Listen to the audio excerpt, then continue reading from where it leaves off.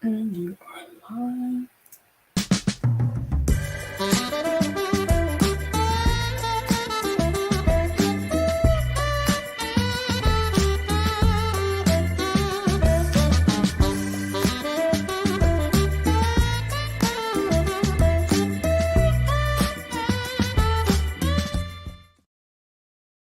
Today's show is sponsored by the Veteran Caregivers Conference. This conference will be held this coming Wednesday, August 9th, 2023, from 9 a.m. to 4 p.m. at Brandeis University at Waltham, Massachusetts, at the Hensfield Conference Center. Attendees are veteran caregivers and resource organizers. It is an event you don't want to miss. And if you would like to join that event, I am showing the link for right now. It is https://linke.to/veteran caregiver. Try not to miss this event. I'm real excited today because, in addition to us having this talk about veteran caregivers and talking about caregivers in general, we're going to talk about the empowerment through knowledge and discovering support and tools for veteran caregiving success. I'm Brenda, and I'm excited to have you here with me as I'm going to talk to one of my absolute favorite people, and I'm going to bring her to the stage right now without delay. Hey, Lisa, how are you doing today? Hey, Brenda, I'm good. How are you? I'm fine because, and I'm excited for a couple of reasons. Number one is because normally I tell everybody how you're the 15-minute results coach, but a lot of our viewers that have seen you before don't even know that you are a Massachusetts 2022, what is it? 2020. 2020 Elizabeth Dole Caregiver Fellow. And I want you to tell them a little bit about what that means before we start our conversation today. I'm tongue-tied. That you are. Well, 11 years ago, Elizabeth Dole started the Elizabeth Dole Foundation. And she did that to help veteran caregivers because she realized when her husband, Senator Bob Dole, was in the hospital at Walter Reed, she realized that veterans really have different needs than the civilian. And she realized that there wasn't a lot of care out there. We have over 5.5 million veteran caregivers who are spouses, children, parents, family. So the Elizabeth Dole Foundation decided, let's bring and see if we can get caregivers throughout the United States. So every year she takes individuals who are taking care of veterans, who are veteran caregivers, who want to go out and spread the word, do some outreach to help other caregivers. And so she's created what's called Hidden Heroes, which are her Dole Caregiver Fellows. That's great. And today I wanted to have this conversation on Face It Friday because, face it, oftentimes we don't find out about it until it's too late that there are resources available for military caregivers, let alone civilian caregivers. So today we're going to talk about what is a caregiver. And you know, me and my definitions, Lisa, I had to look it up. In a very basic level definition is a caregiver is a family member or paid helper who regularly looks after a child or a sick, elderly, or disabled person. And we're going to dig a little deeper into what a caregiver is, Lisa. And I'd like to have your thoughts before I bring up the slide about being a military caregiver. So, what a lot of people I think make a mistake with is they assume that you are a caregiver if you're full time. So, when most people hear caregiver, they think of somebody who's taking care of somebody 24/7. The reality is, caregivers can be full time or part time. They can help with the daily needs, or they can just be there to help with emotional and physical support. And the reason I think it's important that you have the mindset of caregiver, when I started to take care of my father in 2017, when my mother passed away, he said, Lisa, start coming to appointments with me. Okay, it's a no brainer. I'm his daughter. Of course, I'm going to take him to his appointments. What I didn't do that I wished I wished I would have switched my mindset from daughter to caregiver, because then I would have been asking questions at those appointments. Because I think it's important. You may not end up being a full-time caregiver. And at this point, I am not a full-time caregiver. I just randomly go over there and help him with his medicines. Mm-hmm. But if I would have thought back then, I would know so much more than I know today because I didn't ask the right questions. I wasn't in the right mindset. And I think that that really makes a difference. And that brings us to this is, are you a military caregiver? You may be a military caregiver if you do any of the following for a service member or a veteran. You manage their medications and medical appointments. You provide emotional and physical support. Assist in the care of a disabling wound, injury, or illness. You assist with activities of daily living, or you advocate for proper treatment or care. Lisa, your dad's a veteran, so that qualifies you as a military caregiver. And even though you're not doing it full time, part time still eats into your day. What are some of the mindset shifts you had to make in order to even be a caregiver part time? So, one of the things I had to do was first, I had to acknowledge that I was a caregiver. And I did that back in 2018 when I attended an Elizabeth Dole event. Senator Dole had an event up in Massachusetts, and I attended. And they were talking and explaining that you didn't have to be full time to be a caregiver. So, understanding that was my first thing. I had to not be, I don't want to say offended, but I didn't want to offend my dad by calling myself a caregiver because that makes a difference when you go into the doctors, if they see you as a daughter opposed to as a caregiver. So I had to switch my mindset and just say, just suck it up, buttercup. This is, and my father didn't have a problem with it. I'm the one who had the problem with it because for me, it was awkward because I'm his daughter. So the mindset shift, I think, was the hardest part because once the mind shift part was done, the rest was easy.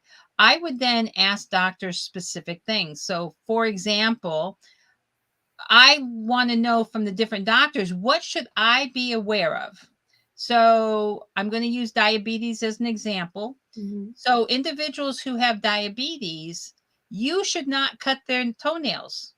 Though their toenails should be cut by a podiatrist because if you make a mistake and cut their skin, that can cause all kinds of problems for them. Mhm. So asking the doctor specific questions, what should I be aware of? Mm. Because I think that's important in moving forward. And you talked about making the mindset of a caregiver. I want to talk about who are caregivers. I put some pictures up here on the screen of families, a individual lady who just has her pet, the community, a couple with kids, and more couples with kids, because it's such a diverse situation of who the caregivers. And inside of what happens in the caregiver organization, there are all kinds of people that can, there could be a friend, a family. It can literally be someone you're paid for veterans that no longer have family. And we're going to talk about the journey, three parts of the journey to caregiving. But before we do that, I really want to play a little video about your upcoming event, because this event is designed for caregivers and organizations that provide caregiving, correct? Yes. So let's look at this, and then we're going to get back and have a conversation about the journey itself.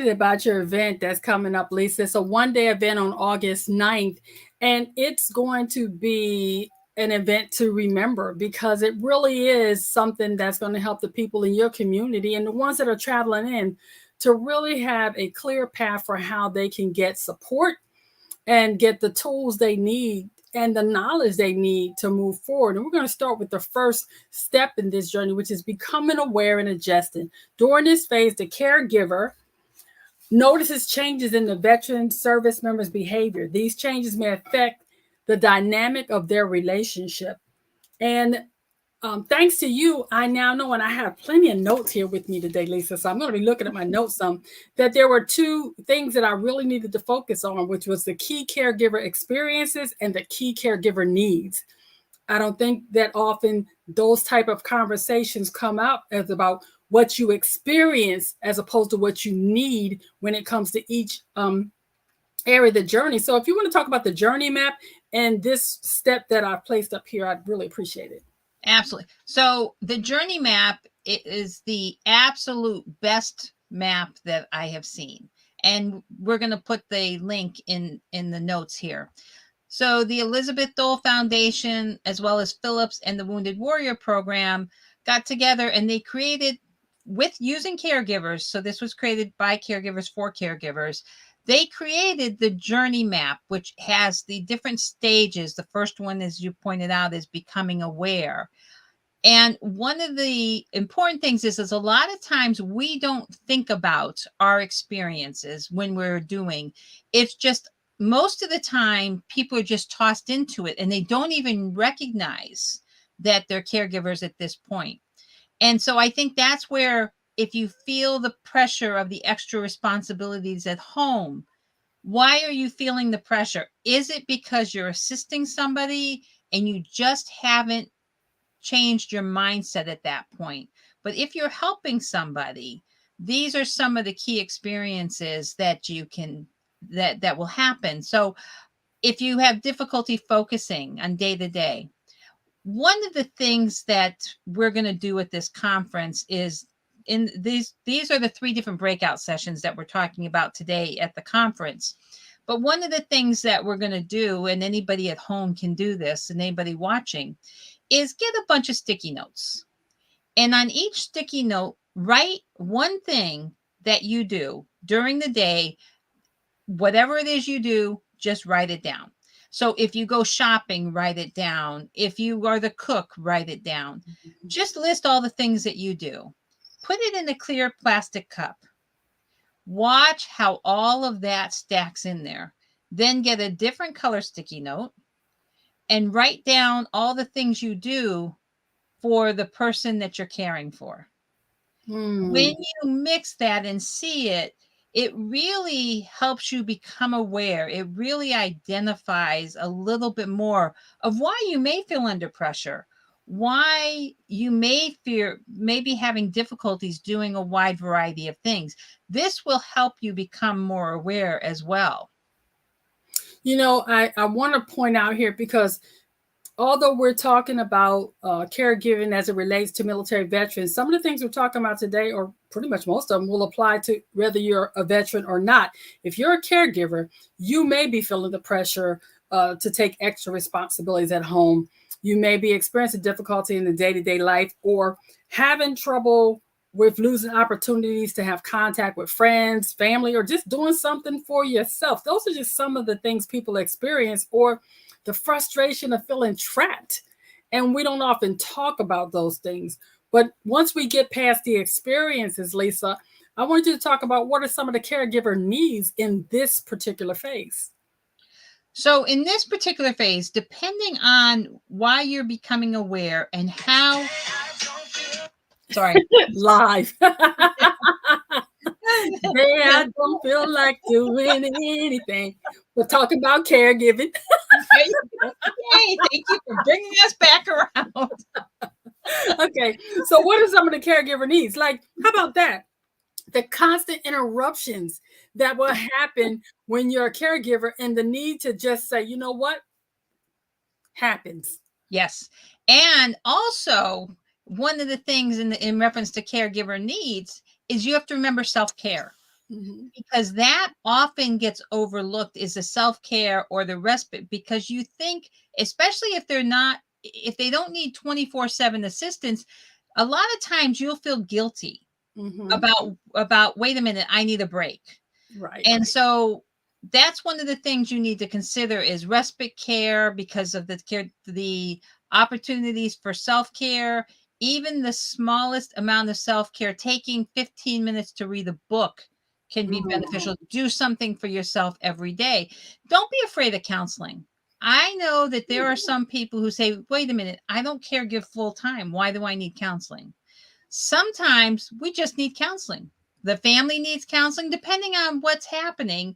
You know, if, especially as the child of a veteran and my dad, he's getting up in age. Mm-hmm. So, at some point, I don't, but at some point, somebody may need help adjusting to the fact that their parents getting older. Those things are important. And I would say probably the most important thing that caregivers need is they need to understand the journey. First, they're not alone. But I love this journey map because it helps you see what's potentially coming. It may not come, but at least you can adjust a lot better if you can see what's going to happen. I took the liberty of printing off some of the things that's actually on the website in reference to the journey. And I wanted to point out a couple of things that would have made a big difference in my journey had I known them. One of them is access to emergency funding and grants, flexibility requests for, what is it? Let me get this right. The flexibility in caregivers' work schedule.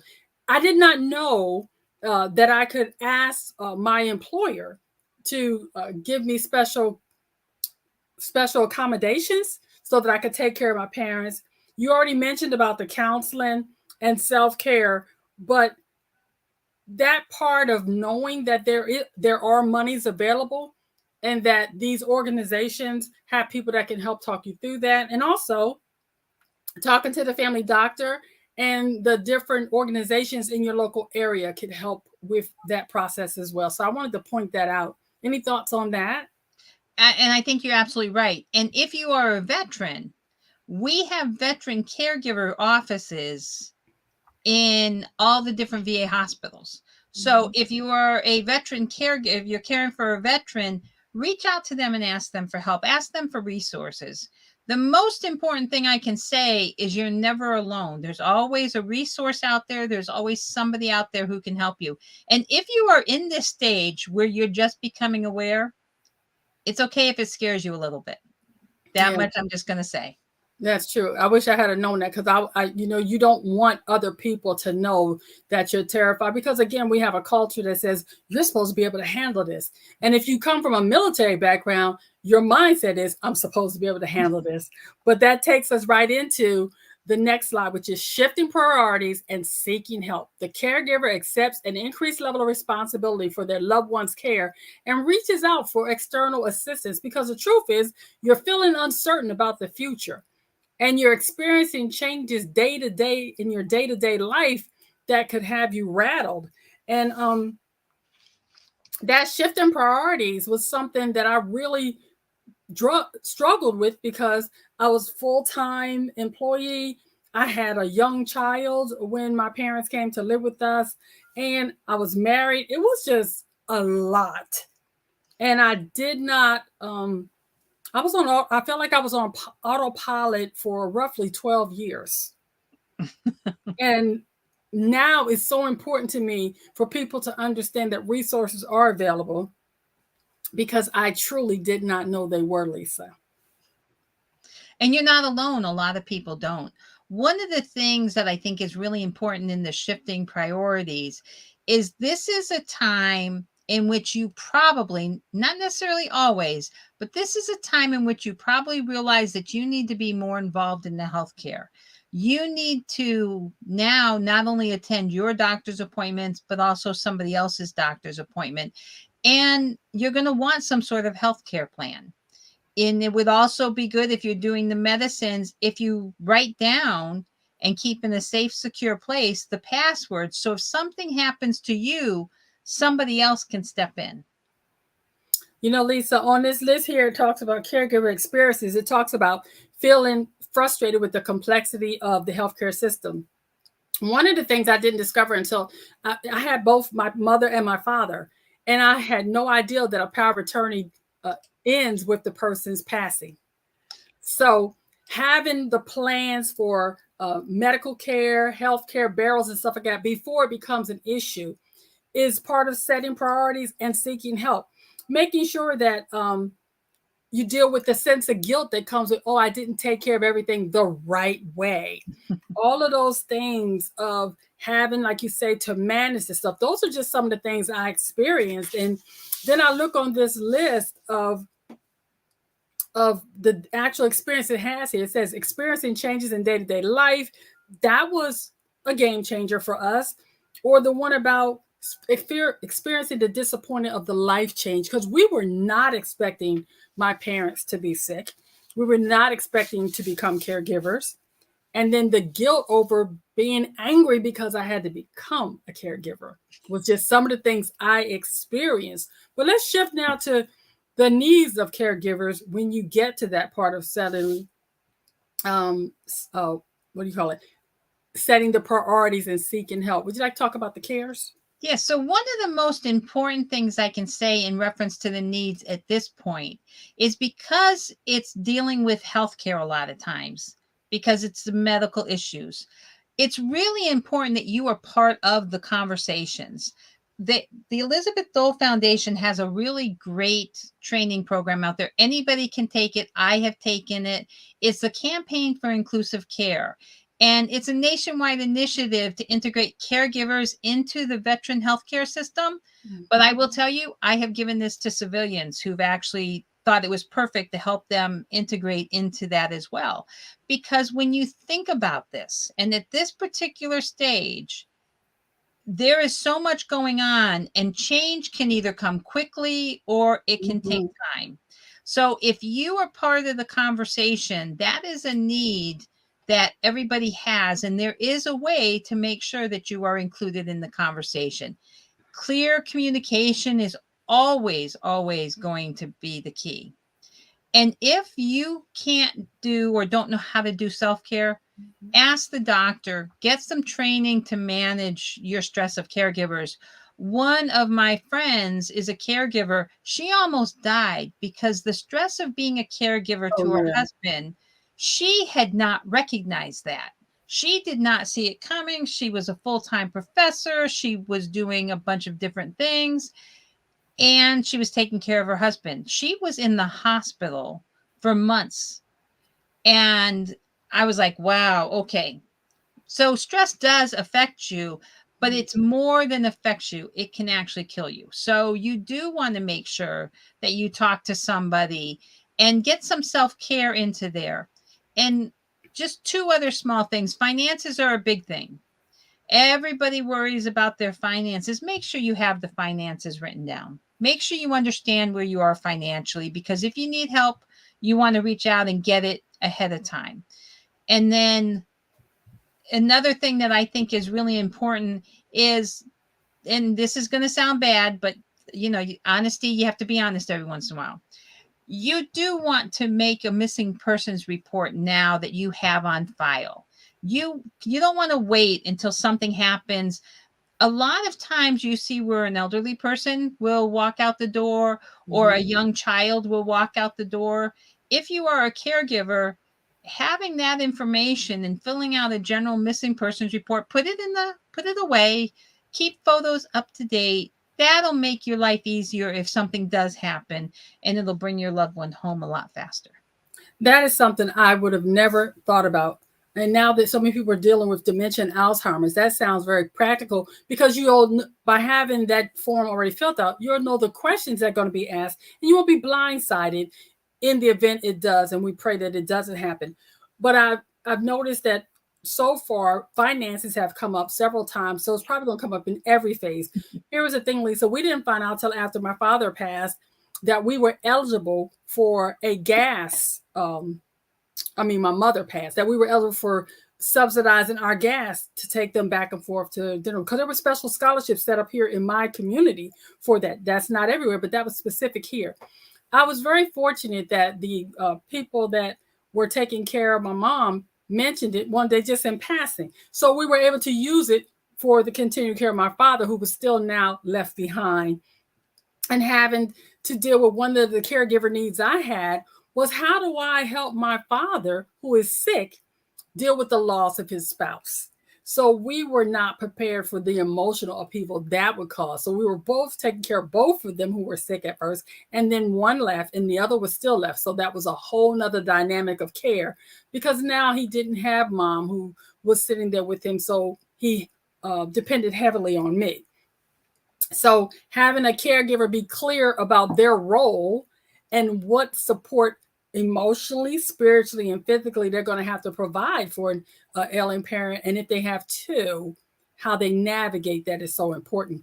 And that leads us right into our next slide, which is finding a rhythm. The caregiver starts to establish a new rhythm for their day-to-day lives, cultivating the support and skills they need to address new challenges along the journey. There were many new challenges in my journey, Lisa, once my mother passed, because as long as she was here, Dad had his partner in crime. But once she was gone, he expected me to step in and be mama. And I was like, baby, you got the wrong one. Let me tell you a funny story, because this is lighting this up, because it's kind of a heavy topic here, finding my rhythm.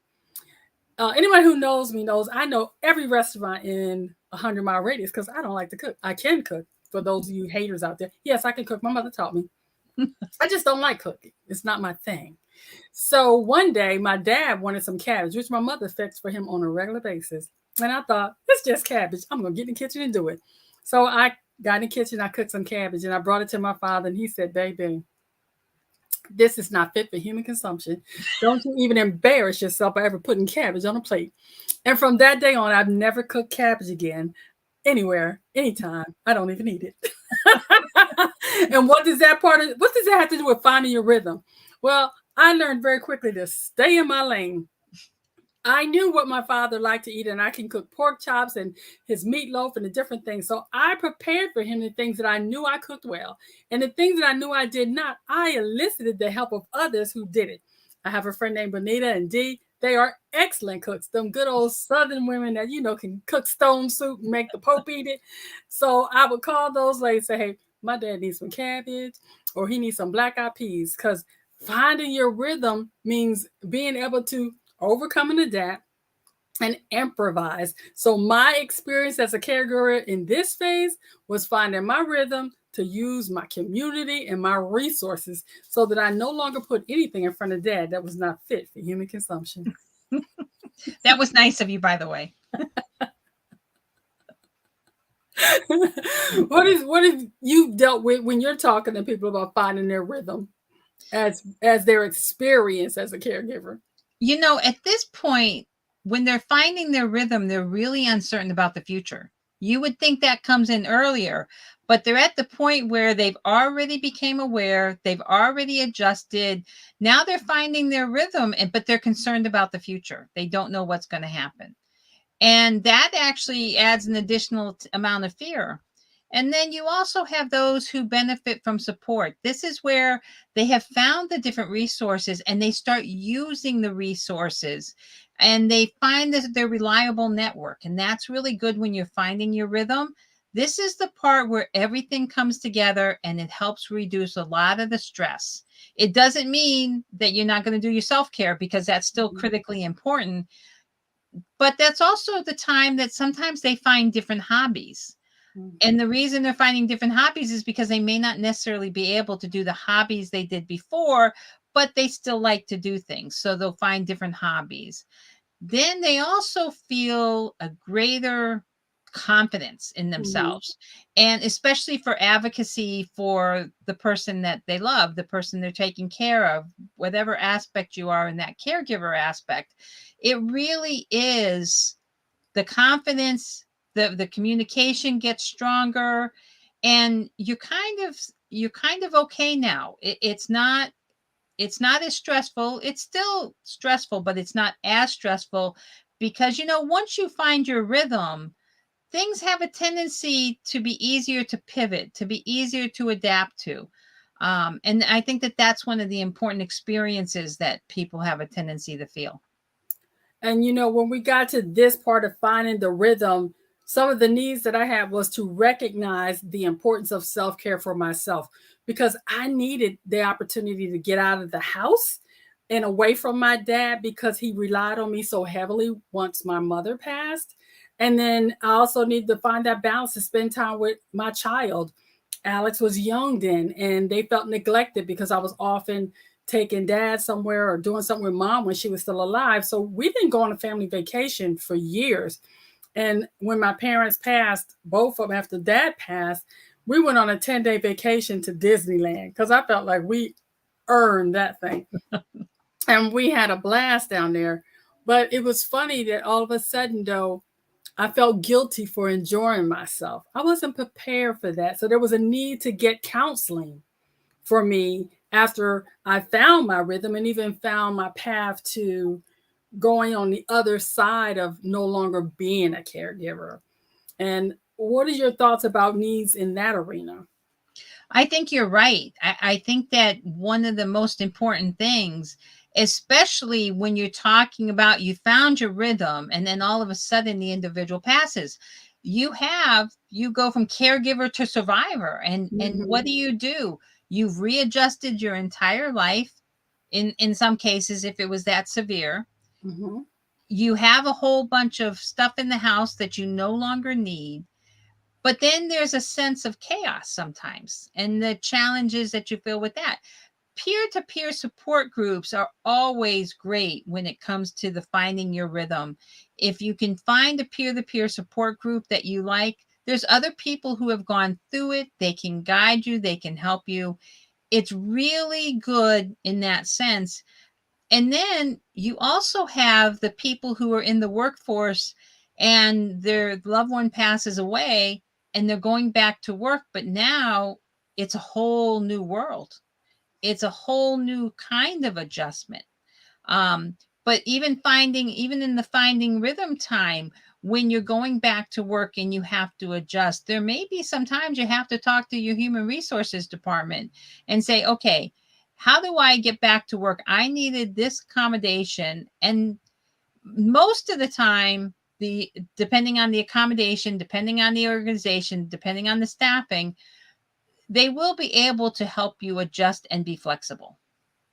That's really good. And we've barely scratched the surface here in our conversation today, Lisa, which is why I'm so excited about your conference. But whether you're a military caregiver or a civilian caregiver, there are resources available. And I wanted to put this slide up because there is an organization called the Caregiver Action Network. You can reach them at www.caregiveraction.org. This is where you can go if you're a civilian, even military people go to this. Everybody can go here. And I wrote out what it says. It said the Caregiver Action Network CAN is a nation's leading family caregiver organization. Me and my tongue tied today. Let me see if I can start this over for those of you actually listening to what I'm saying today. It says, and I'm gonna put the slide back up so you can get the website. It says Caregiver Action Network CAN is the nation's leading family caregiver organization working to improve the quality of life for more than 90 million Americans who care for loved ones with chronic conditions, disabilities, disease, or frailties of old age. I wanted to throw that in there, Lisa, because although your conference is specific for veterans and it's going to be from 9 a.m. to 4 p.m. This coming Wednesday, August 9th, I think it's important for us to let those out there that know that may be caregiving for anyone, that there are resources available for everyone. You are not alone. And if I can get anything across, please know you don't have to do this by yourself, because literally for 10 years, Corey and I did it by ourselves. And I will never be able to thank him for all the love and support that he gave my parents when they were alive. So much so that people thought my parents were his parents. Um, and that often happens. There's one person that gives or whatever. We were working, he was working nights, I was working days to be able to accommodate the care. And then we still had a small child. It wasn't easy, but it was definitely something that we did. And had we known what we know now, we would have done it in a way that would have caused a lot less stress and financial burden on our family. So I'm really committed to making sure people know of all the resources that are available. And I want to put up the slide for your event one more time so people will know this empowerment through knowledge. Lisa, talk them through that really quickly about what this is again so they can go out there and go. So this is a conference for anybody who takes care, whether it's part-time or full-time, an individual. We're going to talk about the actual going through the process of the different journey. We've got a mental wellness framework and self-care workshop. I'm very excited. We got maps from Matt from Phillips, who's going to be doing it, with Lacelle from the Elizabeth Dole Foundation. We also have resources there. I don't do anything without resources. We'll have Absolutely. the VA there. We'll have the Social Security office there. So we've got a wide variety of really terrific resources who are going to be on site and available to talk to individuals, because caregiving resources are not just caregiving specific. If you need resources, you need resources. And of course, we've got, I'm very excited that we got Madison Moore, who is with the Elizabeth Dole Foundation. And the website for the Elizabeth Dole Foundation, if you are a veteran or military, is elizabethdolefoundation.org. Great resources out there that are veteran and military specific. I know that your event is a free event, and I want to say that for people that were wondering, should I go to this? Absolutely, it's a free event that's happening on August 9th, and I've placed the link so that you can still register. Is that correct? They can still register to attend the event? Yes. Okay. So that link is linked to veterans/veteran caregiver, and you should really come out if you're not in the Massachusetts area or Brandeis University area. Let someone know. Pass the word that this very beneficial event is happening, and it's going to be one that will help a lot of people work through their caregiving tools and sources so that they'll know where they can go to get the help that's needed to make sure their veteran or their loved one is well taken care of. Lisa, I'm so excited, and thank you for having this event because it's needed. And I don't know what else to say other than that. I wish I was in the area so that I could attend, but I'm looking for a great report about this. Is there any last thoughts you'd like to say today? No, just remember that identify as a caregiver, even if you're just identifying to yourself, if you are helping anybody else. It doesn't matter if it's a family member, because having that mind shift change, I promise, makes all the difference in the world. Thanks, Lisa, for joining me today on Face It Fridays. We talk about the importance of caregiving and letting people be aware of your upcoming event. Just remember, everyone, the choices you make today will be the reality you live tomorrow. So choose wisely, and remember to choose to attend this event if you're in the Massachusetts area. It's going to be at Brandeis University from 9 a.m. to 4 p.m. on August 9th. Be blessed, everyone.